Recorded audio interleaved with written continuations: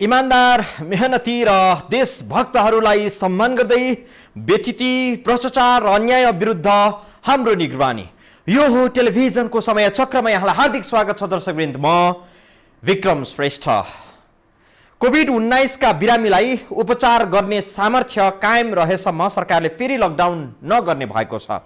सरकारसँग जति अस्पताल, बेड, आइसियु, भेन्टिलेटर छन् ती सबै भरिएर थप क्षमता बढाउन सकिन्न भन्ने स्थिति आयो भने लकडाउन नगर्नुको विकल्प छैन दर्शकवृन्द। यसो नगर्नुको अर्को विकल्प पनि छैन, किनभने मानिसहरूलाई उपचार अभावमा मर्नै त दिन भएन। तर सरकारसँग कति संक्रमितको उपचार गर्ने सामर्थ्य छ त? त्यो सामर्थ्य अब पुरा हुन लागेको हो? यो प्रश्न चाहिँ अहिलेको ज्वलन्त प्रश्न हो, महत्त्वपूर्ण प्रश्न हो। यो प्रश्नको जवाफ खोज्नेछौँ यो रिपोर्टमा। कोभिड-19 का बिरामीका लागि देशभरका अस्पतालमा आइसियु, भेन्टिलेटरको अभाव नभएसम्म फेरि लकडाउन नगर्ने नीति सरकारले लिएको छ। स्वास्थ्य मन्त्रालयका प्रवक्ता डाक्टर जागेश्वर गौतम उपचार गर्न स्रोत साधनले भ्याएसम्म लकडाउन नहुने संकेत गर्छन्। तर लकडाउन सम्बन्धी निर्णय सरकारले लिने भएका कारण अहिले स्वास्थ्य मन्त्रालयले क्षमता बढाउनेतिर केन्द्रित गरेको छ। उपत्यकाभित्रका सबै किसिमका सरकारी अस्पतालहरूलाई कोभिड अस्पतालका रूपमा व्यवस्था गरी हाललाई स्वास्थ्य सेवा विभागसँग रहेका आइसियु, भेन्टिलेटर, अक्सिजन आदि सघन उपचारका लागि आवश्यक सरसामग्रीहरू उपत्यकाका अस्पतालहरूमा केन्द्रित भएर व्यवस्थापन गर्ने। सोमबार मात्रै कोभिड उपचारका लागि नयाँ अस्पतालहरू थप्ने, निजी अस्पतालहरूले अनिवार्य 20% बेड कोभिडका बिरामीका लागि छुट्याउनु पर्ने भएको छ। अहिले देशभरमा 60वटा सरकारी अस्पतालमा कोभिडका बिरामीको उपचार हुँदै आएको छ। सोमबारको निर्णयपछि थप 10 अस्पताल थपिएका छन्। 70 मध्ये 50वटा सरकारी अस्पताल हुन् भने बाँकी निजी अस्पताललाई सरकारले कोभिडको बिरामीको उपचारको लागि छुट्याएको छ। कोभिडका बिरामीको उपचार गर्ने निजी अस्पतालले दैनिक 15,000 को दरले सरकारी अनुदान पाउँछन्। कोभिडको उपचारको नाममा बढी रकम असुल गर्ने नियतले बढी बिल उठाएर बिरामी ठगी गर्ने अस्पताल विरुद्ध अनुगमन गर्न पनि स्वास्थ्य मन्त्रालयले एक समिति बनाएको छ। निजी अस्पताललाई सरकारले अनुदान दिने भए पनि सबै बिरामीले यस्तो अनुदानमा उपचार गर्न नपाउन सक्छन्। कतिपय बिरामीले पैसा तिरेरै पनि उपचार गर्नुपर्ने हुन सक्छ। राष्ट्रिय जनस्वास्थ्य प्रयोगशाला स्वास्थ्य सेवा विभागबाट तयार गरिएको तथा गुणस्तर मापन तथा नियमन महाशाखा मार्फत पेश भएको भ्यालिडेसन प्रोटोकल फर कोभिड-19 डायग्नोस्टिक किट सम्बन्धी प्रोटोकल स्वीकृत गरिएको छ। नेपाल सरकार मन्त्री परिषदले स्वीकृत गरेको कोरोना भाइरस कोभिड-19 को सङ्क्रमणको उपचार बापत अस्पतालहरूलाई अनुदान उपलब्ध गराउने सम्बन्धी आदेश 2077 अनुसार कार्तिक 1 गतेबाट कार्यान्वयन गर्ने। अहिले सरकारसँग सामान्य बेड पर्याप्त छ, तर आइसियु र भेन्टिलेटरको सुविधा चाहिँ सीमित छ। सरकारले कोभिडकै बिरामीका लागि भनेर 500वटा आइसियु छुट्याएको छ। यी मध्ये 276वटा भरिसकेका छन्। त्यस्तै गरी 200वटा भेन्टिलेटर पनि छुट्याइएको छ, जसमध्ये 67वटा भरिएका छन्। भएका आइसियु र भेन्टिलेटर सबै भरिए भने तत्काल थप व्यवस्था गर्न अस्पताललाई स्वास्थ्य मन्त्रालयले रकम पठाइसकेको छ। यो हिसाबले बढी बिरामीको उपचार गर्नुपर्ने ठुला अस्पतालहरूले थप उपकरणहरू खरिद पनि गरिरहेका छन्। स्वास्थ्य मन्त्रालयले सक्रिय संक्रमितको संख्या 25,000 नागेमा पुनः लकडाउन गर्न सरकार समक्ष सिफारिस गरेको छ। सक्रिय संक्रमितको संख्या 33,000 नागेका छन्। यता आइसियु र भेन्टिलेटरमा बिरामी आधाउधी भरिएका छन्। काठमाडौँका अधिकांश अस्पतालहरूले अब आफूहरूसँग आइसियु छैनन्, भेन्टिलेटर छैन भन्न थालेका छन्। तर सरकारी अधिकारीहरूको दाबी अनुसार चाहिँ अझै 250 जति आइसियु, 150 जति भेन्टिलेटर खाली छन्। संक्रमण यही दरमा बढ्दै गयो भने बाँकी रहेका ती सबै भरिनेछन्। वास्तवमा मुलुक स्वास्थ्य सङ्कटतर्फ प्रवेश गर्न थालेको अनुभूति पनि भइरहेको छ। बाँकी विषय जोड्छौँ यो ब्रेकपछि।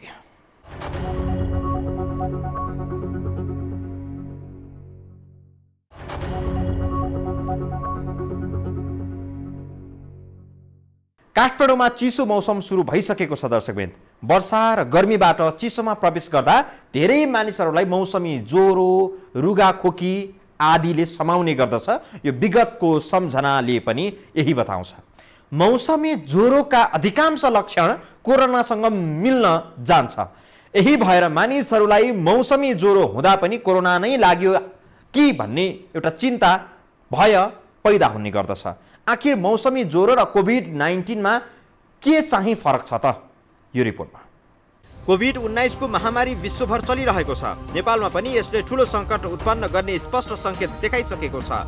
संक्रमितहरूको उपचारको लागि बेड, स्वास्थ्यकर्मी, स्रोत साधन अपुग होला कि भन्ने चिन्ता बढ्न थालेको छ। यही बीच अहिले शरद ऋतु सुरु भएसँगै वायुमण्डलमा तापक्रम क्रमशः घट्दै गइरहेको छ। वर्षा ऋतुको उष्णता समाप्त भएसँगै घटेको तापक्रमका कारण मानिसहरू मौसमी रुगाखोकी वा सिजनल इन्फ्लुएन्जाबाट पनि प्रभावित हुन थालेका छन्। मौसमी रुगाखोकी र कोभिड-19 का लक्षण केही हदसम्म मिल्दाजुल्दा हुन्छन्, किनभने यी दुवै रोग निम्त्याउने भाइरसले श्वास प्रश्वास प्रणालीमा प्रभाव पार्छन्। यी मध्ये कोभिड-19 को संक्रमणले कतिपय मानिसहरूमा कुनै लक्षण देखिन्न। केही मानिसहरू सामान्य बिरामी पर्छन् भने केही गम्भीर वा ज्यानै गुमाउन सक्छन्।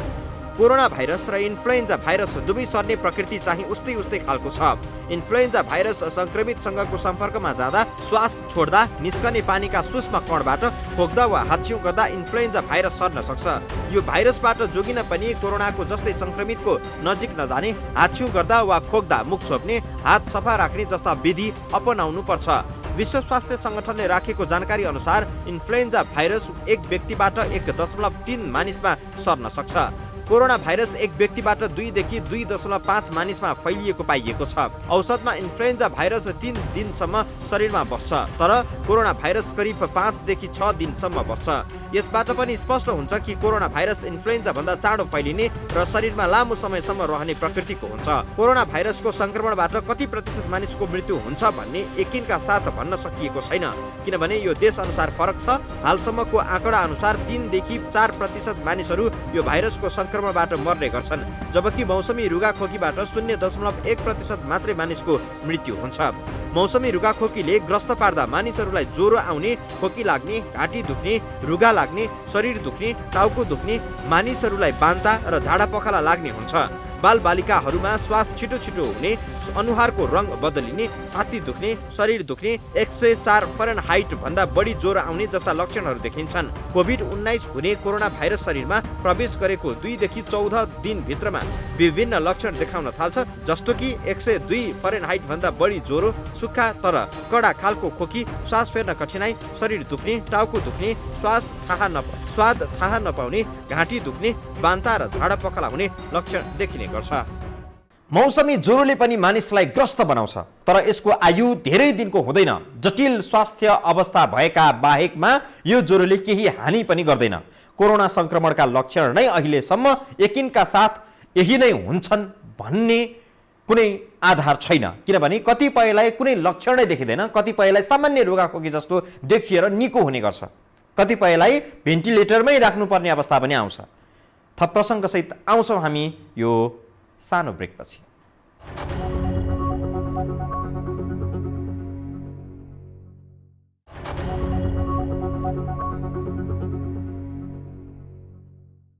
आदिम कालदेखि मानिस र सूक्ष्म जीवाणु साथसाथै छन्। इतिहासतिर फर्केर हेर्ने हो भने धेरै पटक मानव सभ्यतामाथि सूक्ष्म जीवाणुले हमला गर्ने गरेको पाइन्छ। त्यस्ता धेरै भाइरस ब्याक्टेरियाहरूसँग मानव जातिले सङ्घर्ष गर्दै आएको छ। केहीमा हर्ड इम्युनिटी प्राप्त भयो, केहीमा मानिस आफैले खोपको विकास गर्यो। अहिलेको प्रसङ्ग कोरोना भाइरसको छ। यो कोरोना भाइरस विरुद्ध मानव जातिले चाहिँ कहिले विजय पाउला त? मानव शरीरमा करिब 380 ट्रिलियन भाइरस विद्यमान हुन्छन्। 1 ट्रिलियन भनेको 10 खर्ब हो। यो हिसाबमा 380 लाई 10 खर्बले गुणन गर्दा जति परिणाम निस्किन्छ त्यति नै वटा भाइरस हाम्रो शरीरमा रहने गर्दछ। भाइरस मात्रै होइन, शरीरको कुल तौलको 1 देखि 3% त ब्याक्टेरियाहरूको हिस्सा नै हुन्छ। यसलाई अझ सरल भाषामा बुझ्नु पर्दा 90 केजी वजन भएको एक व्यक्तिको शरीरमा 3 केजीसम्म ब्याक्टेरिया नै हुन्छ। पछिल्लो केही अध्ययनहरूका अनुसार प्राणीको शरीरमा ब्याक्टेरिया, भाइरस, अर्किया, फुन्गी जस्ता माइक्रो अर्गानिजमको मात्रा 1/3 हुने अनुमान गरिएको छ। शरीरमा यति धेरै माइक्रो अर्गानिजम भए पनि ती सबै हानिकारक हुँदैनन्। थोरै नयाँ विषाणुले मात्रै शरीरमा हानि गर्छ। बाँकी धेरै यस्ता विषाणुसँग त शरीर धेरै पहिले नै इम्युन भइसकेको हुन्छ, अर्थात् ती भाइरसहरू शरीरमा प्रवेश गरे पनि सामान्य बिरामी बनाउन त सक्छन्, तर त्यसको असर भने घातक हुँदैन। आजको दिनमा सबैभन्दा महत्त्वपूर्ण जिज्ञासा यो छ कि कोरोना भाइरस कहिलेसम्ममा बेअसर होला। तर अहिले आएर अमेरिकाको त्यो सेन्टर फर डिजिज कन्ट्रोलले के भन्यो भने यो त 3 घन्टासम्म त्यो यदि झ्यालढोका बन्द गरेको त्यो हावा नखेल्ने क्रस भेन्टिलेसन नभएको रुमहरूमा यो भाइरस त 3 घन्टासम्म यो 3 किसिमले सर्छ भन्यो कि। यो प्रश्नको जवाफ वैज्ञानिकहरूसँग पनि छैन, किनभने यो भाइरस विरुद्धको खोप प्राप्त भइहाल्न पनि सक्छ, प्रभावकारी खोप ननिस्कन पनि सक्छ। खोप प्राप्त भएन भने कोरोनासँगै जोगिएर बाँच्नुपर्ने उपाय मात्रै बाँकी रहन सक्छ। बिफोर निम्त्याउने भेरिओला भाइरसको संक्रमणबाट 10% भन्दा बढीको मृत्यु हुन्थ्यो। यो भाइरसले विश्वमा 200 वर्ष मानिसहरूलाई दुःख दियो। करिब 35 करोड मानिसले यो भाइरसका कारण ज्यान गुमाए। यो भाइरस विरुद्धको प्रभावकारी खोप विकास भएपछि अहिले बिफोर संसारबाट उन्मूलन नै हुन पुग्यो। भेरिओला भाइरस भन्दा कोरोना भाइरस निकै कमजोर छ, यसको मृत्युदर पनि कम छ। यसकारण यो भाइरस विरुद्धको खोप चाँडै विकास हुने आशा गर्न सकिन्छ। सन् 1817 मा विश्वमा हैजाले अर्को ठूलो ताण्डव मच्चाएको थियो। हैजा कसरी हुन्छ भन्ने बुझ्न पनि मानिसहरूलाई लामो समय लाग्यो। वाइब्रियो कोलेरी नामक ब्याक्टेरियाका कारण हुने हैजा खाना वा पानीबाट सर्ने कुरा मानिसहरूले थाहा पाएपछि नियन्त्रणका लागि उपाय सुरु गर्न थालियो। हैजाले विश्वमा 4 करोड मानिसको ज्यान लियो। अहिले पनि हैजा फैलिने खतरा गरिब मुलुकहरूमा बढी छ, किनभने यस्ता देशहरूमा सरसफाइमा मानिसहरू धेरै सचेत हुने गर्दैनन्। कोरोना भन्दा डरलाग्दो गरी हैजा पनि महामारीको रूपमा फैलिने गर्थ्यो, तर आज हैजा विरुद्ध खोप उपलब्ध छ भने कसैलाई यो रोग लागिहाल्यो भने सजिलै उपचार पनि गर्न सकिन्छ। सन् 1800 देखि 2010 सम्म मौसमी ज्वरो अथवा फ्लूका कारण 5 करोड भन्दा बढीको ज्यान गयो।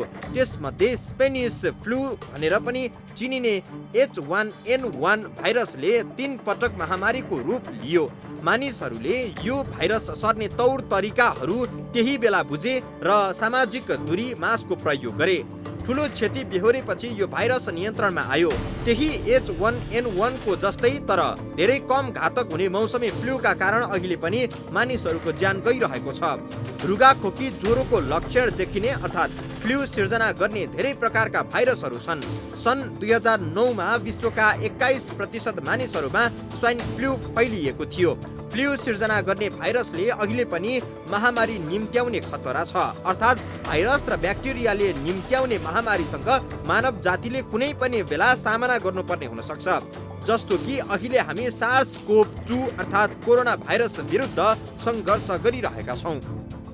दोहोरिएर कोरोना संक्रमण भएका घटनाहरू पनि फाटाफुट्टा आउन थालेका छन्। खोपको विकासमा क्रियाशीलहरूका लागि यो निराशाजनक खबर हो, किनभने मानिसलाई एक पटक कोरोना संक्रमण भयो भने उसको शरीरमा एन्टिबडी विकास हुन्छ र त्यसबाट मानिस इम्युन हुन्छ भन्ने ठानिन्छ। तर एक पटक कोरोना जितेकाहरूमा फेरि संक्रमण हुनु भनेको विकास भएको एन्टिबडी प्रभावहीन भएको बुझ्नु पर्ला कि। समय चक्र आजको लागि यति नै दर्शकवृन्द। यस टेलिभिजनमा समय चक्र सहित टेलिभिजनका सम्पूर्ण समाचार बुलेटिन कार्यक्रम यो टेलिभिजन.com, यो खबर.com, युट्युब र फेसबुकमा पनि पढ्न र हेर्न सक्नुहुनेछ। मोबाइलमा यो टिभी एप डाउनलोड गरेर हामीलाई प्रत्यक्ष हेर्न सक्नुहुनेछ।